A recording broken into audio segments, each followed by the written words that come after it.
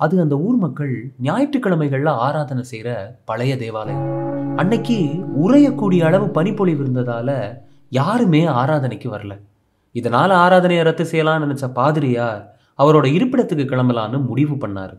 திடீர்னு அந்த நேரமா அங்க ஒரு ஷூவோட காலடி சத்தம். திரும்பி பார்த்தா விவசாயி ஒருத்தர் தேவாலயத்துக்குள்ள வந்து ஆராதனைக்காக உட்கார்ந்தாரு. அவரை பார்த்த பாதிரியார், பெரியவரே, இன்னைக்கு ஆராதனைக்கு யாருமே வராததால ஆராதனையை நான் நடத்துறது அவ்வளவு பிரயோஜனமா இருக்காதுன்னு நினைக்கிறேன். நாமளும் இந்த பனிப்பொழிவுல வீட்டுக்கு திரும்புறது தான் நல்லதுன்னு தோணுது அப்படின்னு சொல்ல, இதை கேட்ட அந்த விவசாயி, சாமி, நான் ஒரு சாதாரண விவசாயி. ஆனால் என் மந்தைக்கு சாப்பாடு கொடுக்கும்போ எந்த ஆடும் என் குரலுக்கு வராமல் ஒரே ஆடு மட்டும் வந்துச்சுன்னா ஒரு ஆடு தானே, நான் அதுக்கு மட்டும் ஏன் சாப்பாடு கொடுக்கணும்னு அதை பசியோடு விட்டுட்டு போகமாட்டேன். இந்த வார்த்தைகள் சாமியார் மனசில் ஷாக்காக இறங்க அவர் அங்கேயே ஆர்வமாக அணிஞ்ச கையோட ஆராதனையை ஆரம்பித்தார்.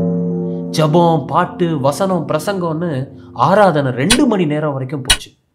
எல்லாம் முடிஞ்சு மேடையில இருந்து பெருமிதத்தோடையும் சந்தோஷத்தோடையும் கீழே இறங்கி வந்த பாதிரியார், பெரியவரே, தேவை சின்னதா இருந்தாலும் கடமையை முழுமையா செஞ்சு முடிக்கணும்னு என்னை உணர வச்சுட்டீங்க அப்படின்னு நன்றி சொன்னார்.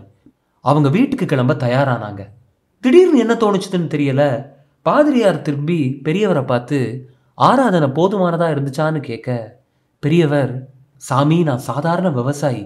ஆனா என் மந்தைக்கு சாப்பாடு கொடுக்க போகும்போ எந்த ஆடும் வராம ஒரே ஒரு ஆடு மட்டும் பசியோட வந்துச்சுன்னா எடுத்துட்டு வந்த மொத்த சாப்பாடையும் அது வாயில வச்சு திணிக்க மாட்டேன் அப்படின்னாரு.